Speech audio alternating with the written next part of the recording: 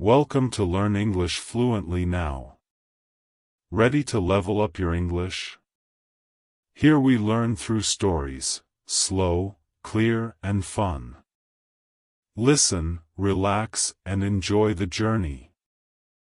In these chapters, Ava discovers she's being watched. A coded file leads her and Daniel to an abandoned safe house, where the secrets her father tried to protect begin to surface. But just when she thinks she's getting closer to the truth, someone else enters the game. Chapter 5: Secrets in the Signals. The city buzzed with its usual chaos, car horns, flashing lights, voices rising from every corner. For most people, it was just another Tuesday. For Ava and Daniel, it was a battlefield where the enemy wore no uniform. They had driven all night, keeping off the main roads. The Jeep now sat in a parking garage beneath an old tech building on the city's east side. Daniel's contact, a man named Felix, worked here, an expert in digital recovery, and more importantly, someone Daniel trusted with his life. At least, he used to. "Are you sure about him?" Ava asked as they rode the elevator up. Daniel hesitated. "We worked together years ago. He saved my life once. But this is different." The doors opened on the 8th floor. The office was dimly lit, the hum of machines filling the space. Felix sat at a desk, wires and monitors surrounding him like a web. "Dan," he said, not looking up. "Still finding trouble, I see." "Felix," Daniel replied. "We need your help." Felix finally turned. He was older than Ava expected, with silver hair and sharp eyes. He looked at her for a long second before nodding. "You have the drive?" Daniel handed it over without a word. Felix plugged it into his system, screens lighting up instantly. Code poured down one monitor, lines Ava couldn't begin to understand. But Felix's face changed, first confusion, then awe. "This isn't just a file," he whispered. "It's a full archive. Names. Locations. Surveillance logs. Someone's been collecting intelligence on dozens of people, powerful ones. Politicians, judges, CEOs." Ava stepped closer. "Are they connected?" "They all have ties to one project," Felix said. "It's called Orpheus." "Never heard of it before now." Daniel's eyes darkened. "I have." Ava turned. "What is it?" Daniel swallowed. "Orpheus was a classified operation. Started after your father disappeared. I thought it was shut down. But if this is real, then it was never meant to end." They worked for hours. Felix decrypted files, one by one. Some revealed conversations. Others, payments. One video file showed Ava's father, alive, speaking in code. He knew, Ava breathed. He knew they'd come for him.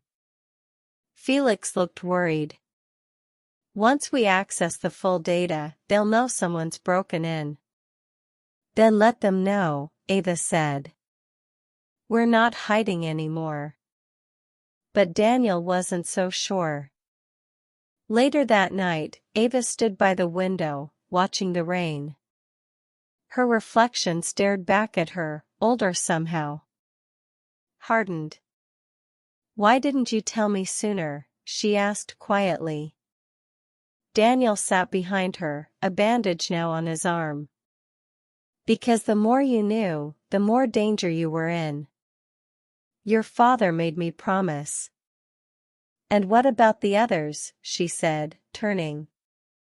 The people in that file. What happens to them? We expose it, he replied. All of it. She walked over, sat beside him. Do you think we'll survive this? She asked. I don't know, he said honestly. But I know we have to try. Just then, the screen flashed red. Felix jumped to his feet. We've been traced, he said. They're inside the building system. They're coming. Alarms sounded. Backup drive. Daniel yelled. Felix handed him a second flash drive, smaller, encrypted. Take it. It's all here. Gunfire exploded in the hallway. Ava grabbed Daniel's hand. Let's go. They ran for the stairwell. Behind them, the door burst open. Shadows moved through the smoke.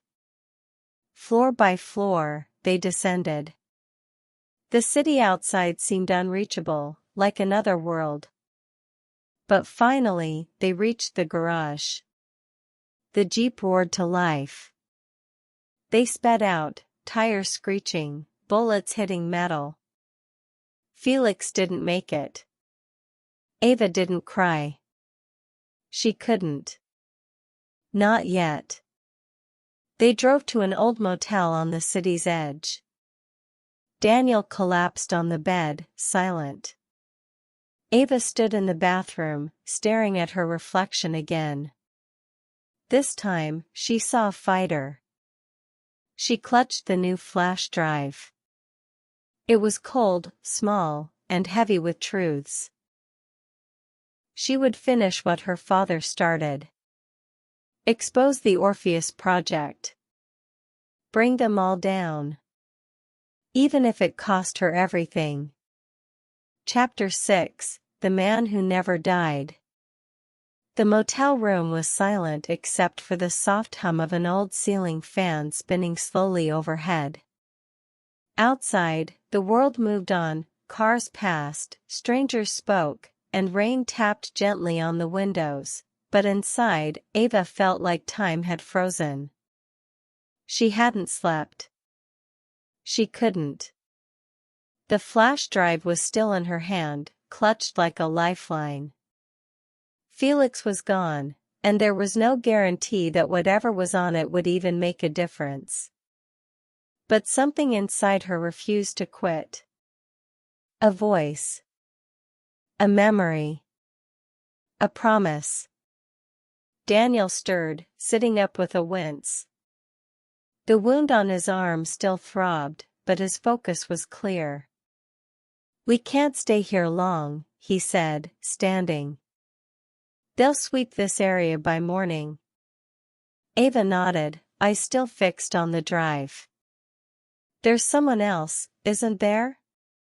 Someone who can help us. Daniel hesitated, then walked to a drawer and pulled out a thin, folded map. He laid it on the table. There's one more person, he said. He was your father's closest friend. They called him the architect. Real name? I don't know. No one ever did. She looked at him. You think he's still alive? I'm not sure. But if anyone knows what Orpheus really is, it's him. They left the motel an hour later, heading north into the mountains. The road was steep, winding, and nearly forgotten. As they drove, Ava remembered a cabin from her childhood, hidden deep in the woods, where her father once took her fishing. She'd always thought it was just a vacation spot. Now she wasn't so sure. It was nearly nightfall when they arrived. The trees parted to reveal a weathered wooden cabin, moss on the roof, smoke drifting from a crooked chimney. A light glowed inside. Daniel stopped the jeep. "He's here." They stepped out slowly. Ava felt her heart pounding as she approached the door. Before she could knock, it opened. A man stood there. Tall, thin, with eyes like frozen glass and a scar across his cheek. He stared at Ava for a long moment before speaking. "You have your father's eyes," he said. "Who are you?" she asked. He stepped aside. "Someone who's waited a long time for this moment." Inside, the cabin smelled of firewood and old paper. Maps covered the walls, red lines crisscrossing continents. Books filled every shelf. And in the corner, a wall of screens, security feeds, data projections, surveillance archives. Ava turned. "You knew my father." "I did more than that," he said. "I built the system that helped him hide from them." Daniel stepped forward. "We have the data. Everything. But we don't know what it means." The man took the drive from Ava's hand and plugged it into his setup. In seconds, screens flickered to life. "You were right to come," he said. "But this is more than just blackmail material. It's a blueprint." Orpheus wasn't just about control. It was about replacement. Ava blinked. "What do you mean?" He tapped one of the screens. A series of files opened, photographs, digital scans, DNA reports. "They weren't just spying on the elite," he explained. "They were creating doubles. Biometric clones, psychological shadows. They could replace anyone. And no one would know." "Why?" Ava whispered. "Power," the architect replied. "If you control the people who lead nations, own companies, command armies, you control the world." Daniel stared at the images. "How many have they replaced?" The man turned slowly. "We don't know. But it's more than we feared." Ava sat down, overwhelmed.